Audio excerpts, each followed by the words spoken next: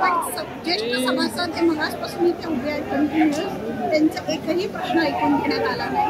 माझा आक्षेप नोंदवण्यासाठी माईक देण्यात आला, पण तो आक्षेप सुद्धा तिथे ऐकून घेण्यात आला नाही.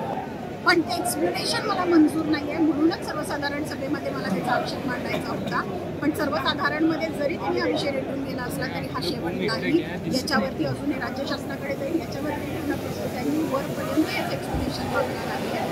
मला आजही 1925 संचालक करण्यावरती यांच्याकडून रीतसर एक्सप्लेनेशन मिळालेलं नाही आहे किंवा समाधानकारक उत्तर मिळालेलं नाही आहे. दुसरी गोष्ट, त्यांना जी माझ्याकडनं सहकार्याची अपेक्षा होती ती मी केलेली आहे, माझ्या लोकांनी केलेली आहे.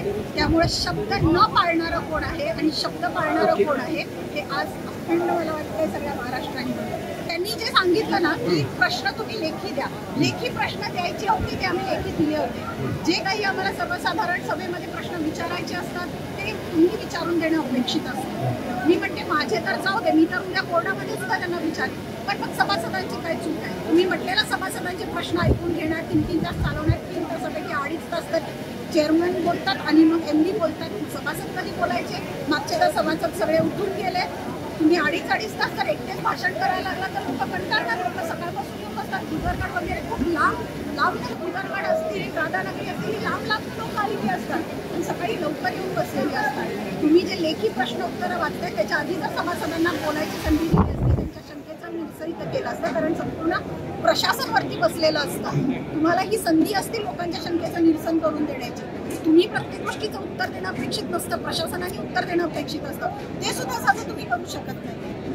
म्हणजे ही दुर्दैवी बाब आहे की तुम्ही म्हणताना मोठ्या गोष्टी म्हणता पण तुम्ही करताना काही करत नाही. मग नुसतं हे बोलण्यापुरतं आहे का?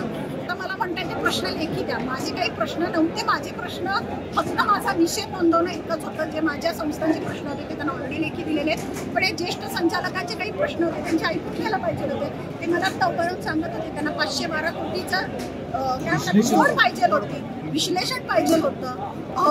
अहवालावरती त्यांनी सांगितलं की हा मागच्या वर्षीचा अहवाल आहे म्हणून भाजपच्या स्थानिक नेत्यांचे फोटो नाही आहेत. अहवाल जरी मागचा असला तरी तो लेखाजोखा मागच्या वर्षीचा आहे. अहवालची छपाई या वर्षाची आहे. त्यामुळे जर महायुती म्हणून मुश्रीफ साहेब नंका वाजवत आहेत तर